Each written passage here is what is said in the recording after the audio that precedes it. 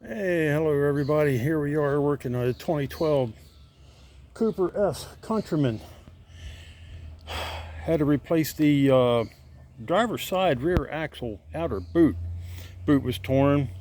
By the time I got done price checking with the dealer on all the prices and everything, I went to Napa Auto Parts and bought a whole brand new axle and didn't have to mess with anything. So I couldn't find anything online about how to take this axle out. There was absolutely nothing out there. Everybody talking about the front CV axles, the front axle boots, all that stuff. Nothing on the rear axles on the Countryman S, for all four. So this is what I got. So I'm going to show real quick what I had to do to get this axle out of here, and hopefully it'll help somebody down the road. So here we are.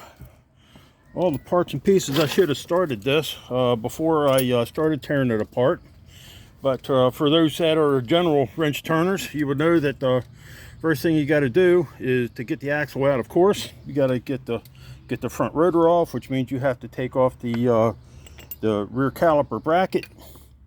One mistake I made is unbolting the lower stabilizer strut, is not marking the alignment. So now I'm going to have to go in for a four-wheel alignment once I finish putting this thing back together.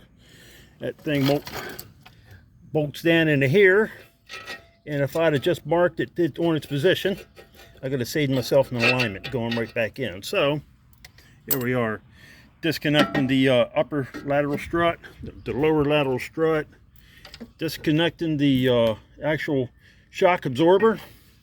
There's a caliper hanging by a bungee cord. All that got unbolted.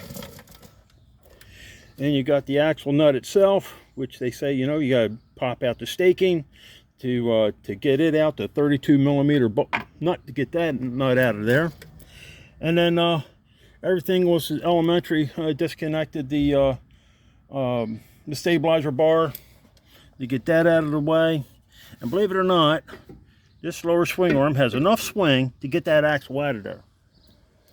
So I had to use a bearing puller to press the axle out of the hub. It was stuck hard, so I had to use a gear press to press that out. Then I could not get it out to pop free from the transmission. And I just want to show you what I come up with to get a hold of this thing, because there wasn't enough left of those of the gripper points to pop this thing loose. So I bolted a chain to it, hooked it to my vice grips, hooked it to my slide hammer, and one pop, and it popped right out of the transmission.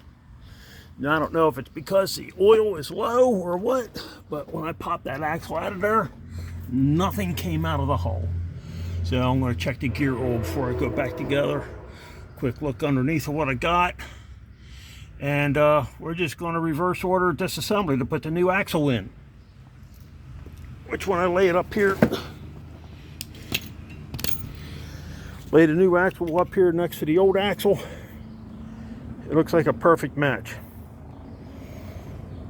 Got to put some grease on this circlip here, so it holds it in center of the splines. When you pop it back into the side gear or in the differential, it'll lock in. But you got to get that thing to centered in so you can slide it in, or it'll jam up on you. So anyhow, rear axle on the Countryman S. Got 133,000 miles on it. Just picked this one up, getting it ready for Maryland State inspection. So good luck, folks.